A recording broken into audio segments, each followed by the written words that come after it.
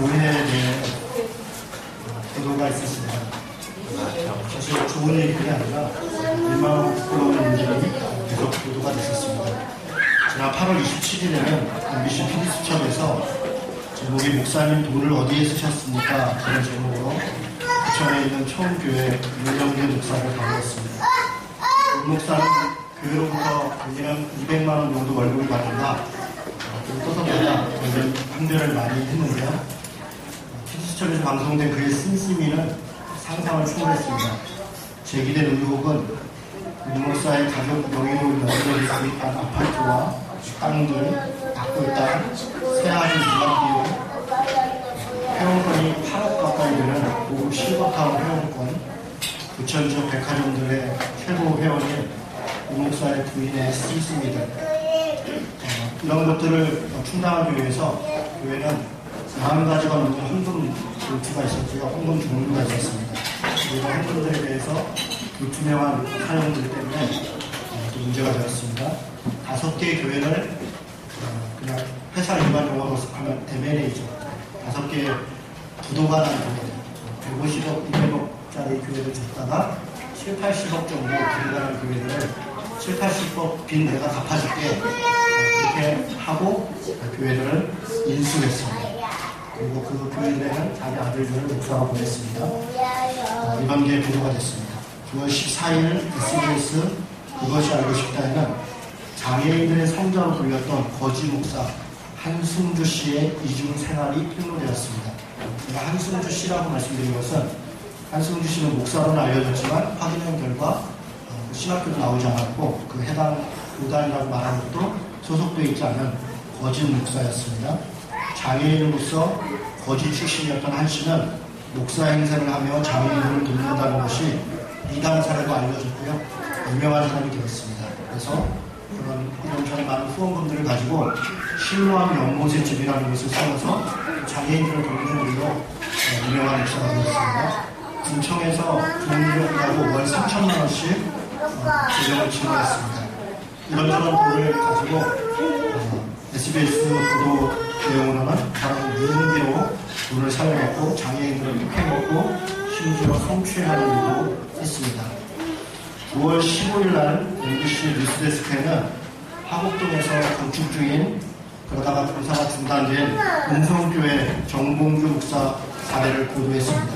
8층짜리 대형 건물을 지었습니다. 대출만 950억을 받았습니다. 건물이 건물되자 신자들 집을 담보로 해서 80억을 추가 대출했습니다.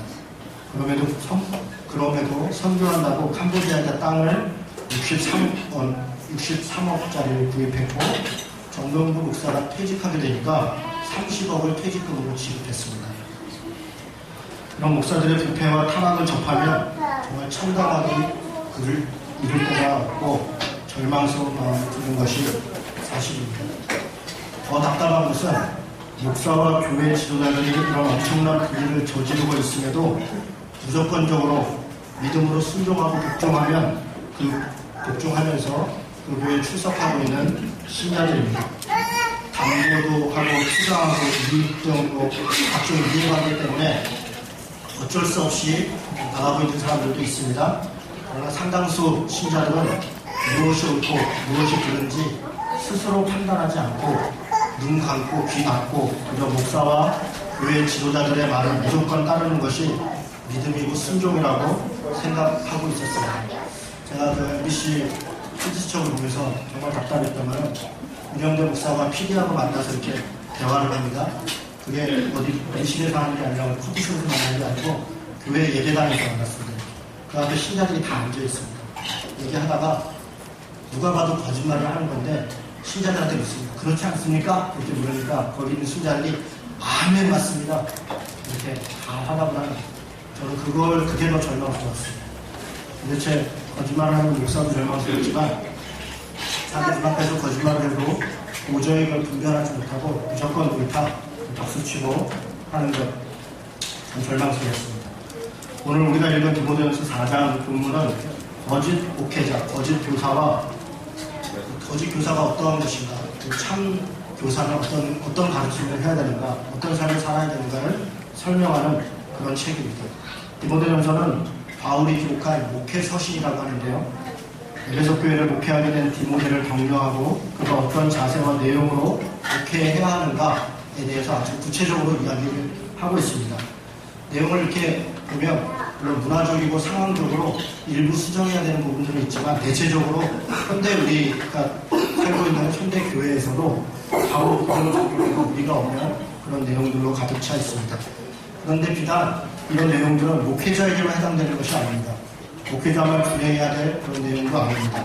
모든 성도들이 하나님 앞에서 한 교회의 공동체원으로서 또 삶의 자리에서 각자가 그리스도인으로서 어떤 책임감을 가지고 어떻게 살아가야 하는 것을 설명하고 있는 그런 내용이라고 저는 생각합니다. 디모데전서는 바른 교훈을 벗어나서 다른 교훈을 가르치는 거짓 교사들을 분명하게 경계합니다.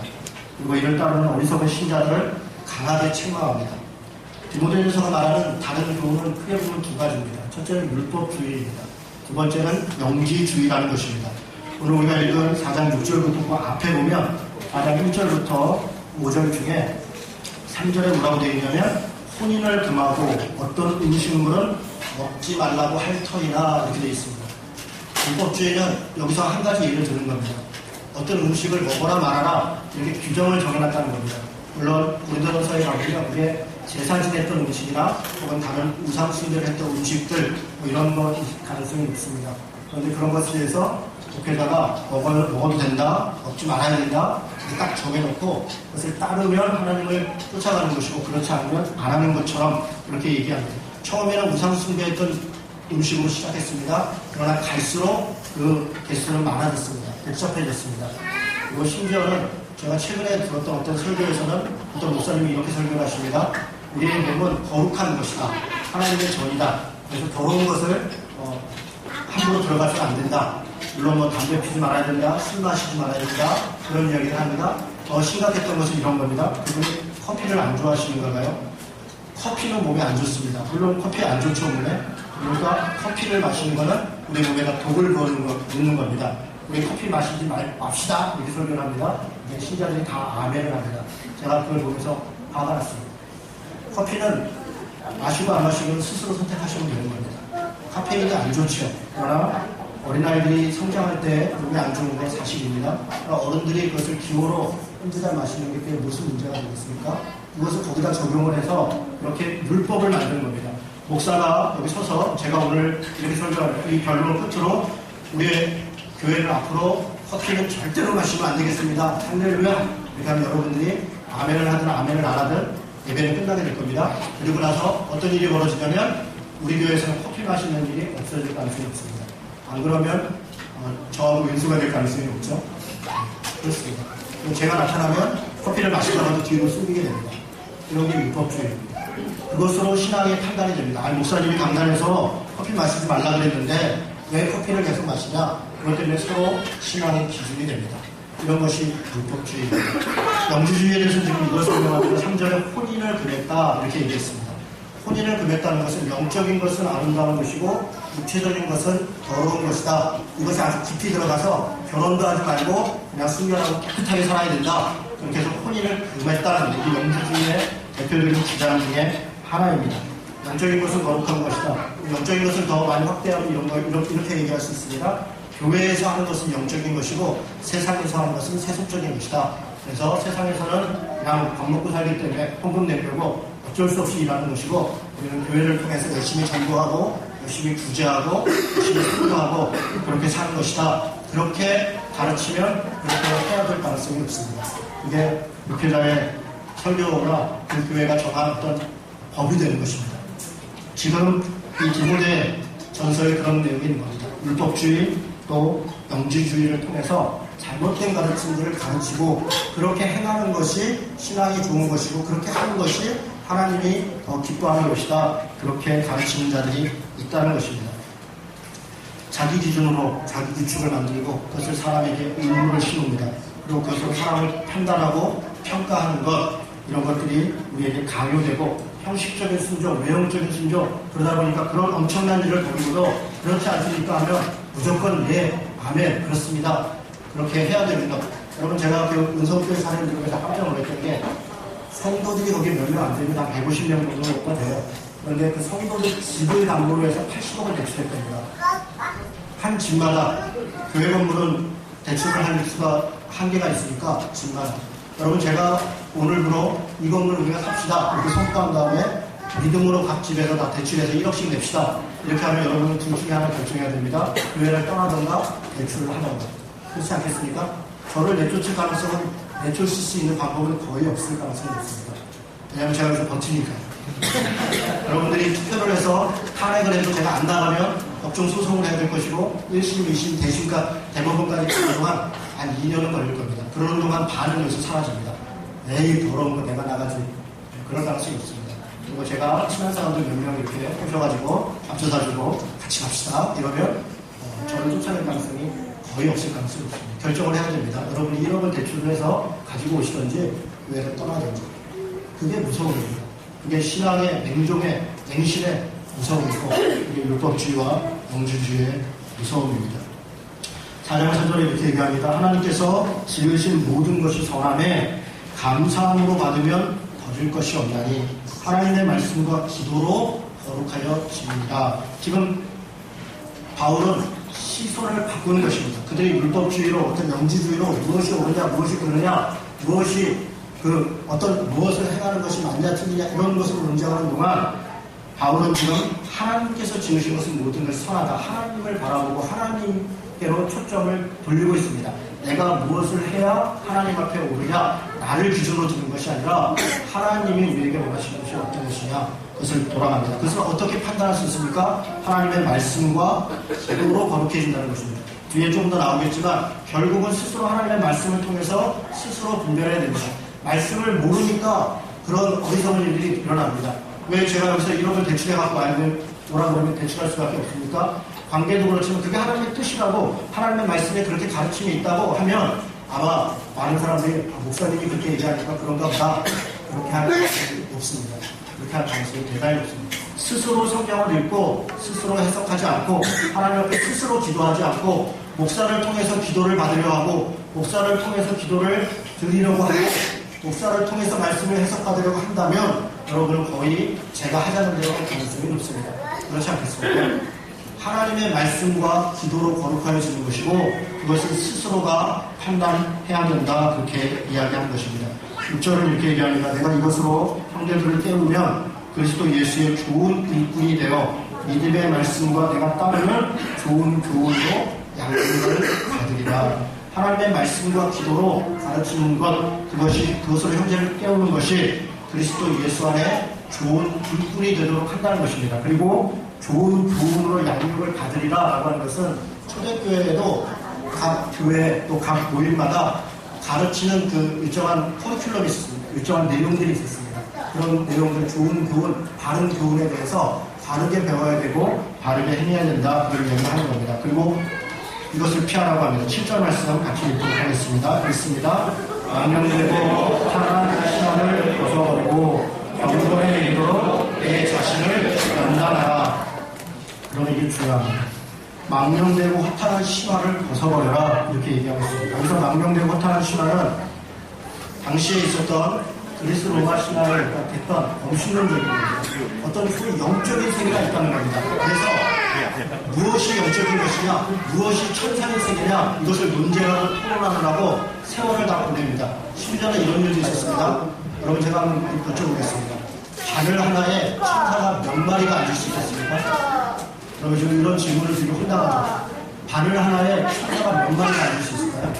여러분 우리가 이렇게 질문하는 것도 황당하고 대답하는 것도 황당한데 실제로 교회 역사 속에서 바늘 하나에 천사가 몇 마리 앉느냐 때문에 논쟁이 붙었습니다. 실화입니다. 그래서 화가 갈렸습니다. 어떤 사람들은 몇 마리다, 어떤 사람은 몇 마리다. 그걸 가지고 성경에 이런저런 논란들을 하고 이런저런 신학적 자료들을 갖다가 동원을 해서 그런 논쟁을 했습니다. 바늘 위에 천사가 몇 마리 앉겠습니까? 제가 좀 그 가는 사람들한테 그냥 찍어주세요. 몇 마리 하는 게 뭐가 중요합니까? 망령되고 허탄한 신앙을 한다는 겁니다. 아무 쓰잘데기 없는 신학적인 논쟁과 아무 쓰잘데기 없는 그런 것들을 가지고 세월을 보내면서 정작 뭘 안 한다는 겁니까?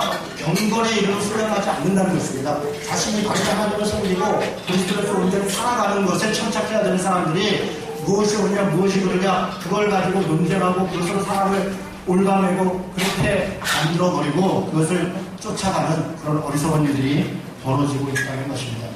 8절 말씀을 같이 읽겠습니다. 읽습니다. 육체의 연단은 약간의 일이 있으나 경건은 범사의 일이니 근생과 내생의 약속이 있느니라. 자, 여기 육체의 연단은 이렇게 얘기하고 있으며 일반적으로 이것을 우리가 운동하는 거, 몸을 이렇게 건강하게 하기 위해서 혹은 뭐 다이어트하는 거 이런 거로 생각하는데 물론 그것도 아예 해당되지 않는 건 아니겠습니까? 그런데 이거 그런 뜻이 아닙니다. 여기서 말하는 육체의 연단은 앞에 4장 앞쪽에서 얘기하는 율법적으로 무엇을 먹냐 무엇을 먹냐 혹은 연기주의적으로 이건 되냐 안 되냐라고 하는 것을 몸으로 연습한다. 그걸 순종해서 그래서 따라가는 것 이게 육체의 연단이라는 겁니다. 율법적으로 정해놓은 거, 우리 11조를 해야 됩니다. 이렇게 정해놓으면 그때부터 11조 하기 연습을 하는 겁니다. 그래서 11조를 문제는 뭡니까? 자기 스스로 하는 게 아니라 그 기준이 되는 거죠. 그래서 11조를 한 사람들은 집사직분을 주고 그렇지 않으면 안 주고 연습을 한다는 겁니다. 이것도 약간의 유익이 있습니다. 하나님 앞에 온전히 예배하기 위해서 하나님을 온전히 섬기기 위해서 일정하게 뭔가를 정해놓고 그것을 지키려고 하는 것 그리고 그것이 기준이 되는 것 아예 쓸모없고 아예 소용없는 거 아닙니다. 약간의 유익이 있습니다. 그러나 정말 중요한 것은 경건은 범사에 유익하니 금생과 내생의 약속이 있다. 여기서 되는 경건은 스스로 하는 것입니다. 누구에 의해서 외부에 의해서 주어져서 그렇게 하는 것이 아니라 자신이 하나님을 사랑하기 때문에 스스로 감당하고 스스로 발전하는 것입니다. 11조를 해도 그것이 법이기 때문에 하는 것이 아니라 하나님을 사랑하고 내가 청지기이니까 당연히 내 것이 하나님의 것이니까 그 중에 10분의 1을 내가 하나님께 드림으로 그것을 내가 기쁨으로 감당해야겠다. 그렇게 감당하는 것은 경건의 유익이 있는 것입니다. 외부에 의해서 주어지는 것, 그렇게 주어지는 것으로 신앙의 평가를 받는 것, 거기서 멈춰서는 안 됩니다. 경건의 이런 훈련을 해야 된다. 이렇게 얘기합니다. 조금 더 나가서 경건의 훈련을 내용들을 몇 가지 설명합니다. 12절입니다. 12절 말씀해 보니까 누구든지 내 영광을 없이 여기지 못하게 하라. 이렇게 얘기하면서 뭐라고 되어 있습니까? 같이 있습니다. 오직 말과 행실과 사랑과 믿음과 정절에 있어 믿는 자에게 돈이 되어라. 이렇게 얘기했습니다. 그래서 5가지 얘기했습니다. 그보면서 전체를 보면 이런저런 것이 추가되어 있는데 5가지만 얘기해 보겠습니다.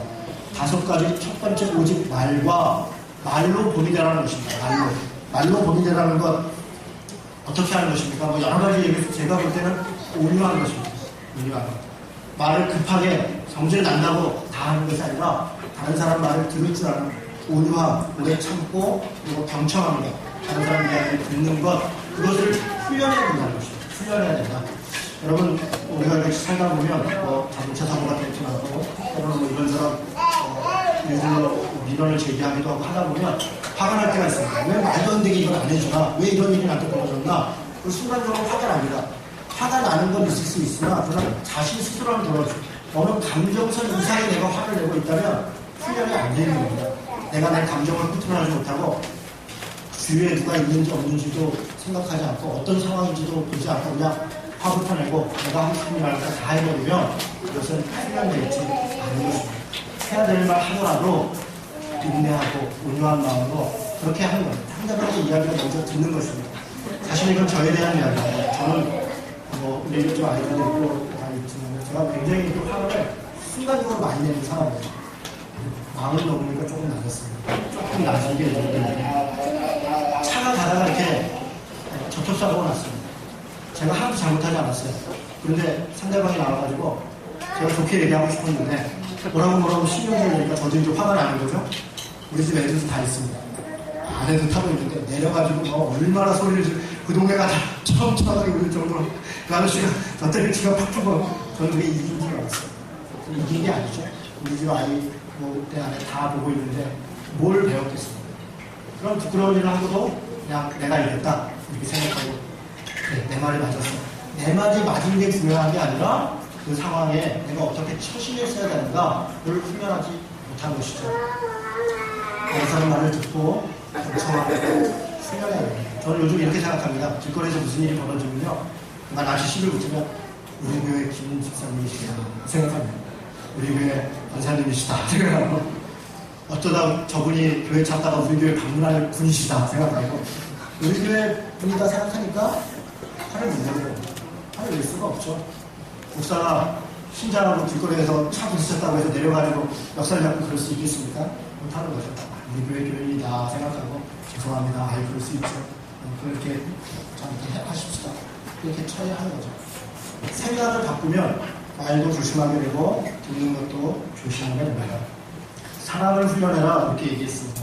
제가 조금 구체적으로 얘기를 하겠습니다. 사랑은 나눔입니다.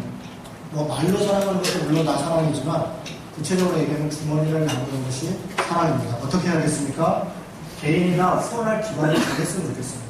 앞으로 우리 교회에서 그런 일을 좀 하려고 그러는데 저는 우리 교회가 돈을 많이 모아서 교회 이름으로 뭘 돕는 일을 많이 안 하려고 합니다.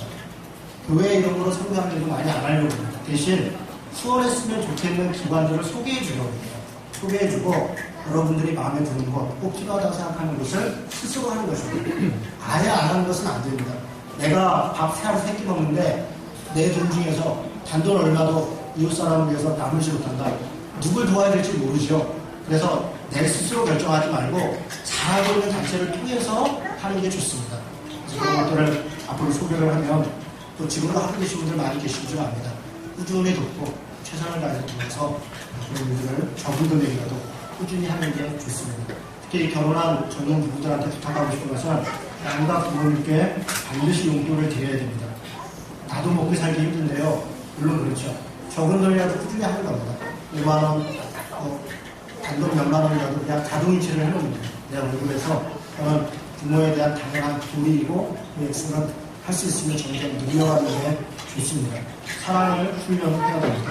믿음을 훈련하는 것 저는 자족이라고 생각합니다. 믿음을 어떻게 훈련하는가? 지금 있는 것, 내게 주어진 것, 욕심내지 말고 감사하고 만족하는 것, 저는 그것이 믿음의 훈련이다. 믿음은 믿음으로 뭔가를 배제하는 것이 아니라 있는 것에 만족하는 것입니다. 마치 만나가 같습니다. 하나님은 우리에게 만나를 이미 주셨습니다.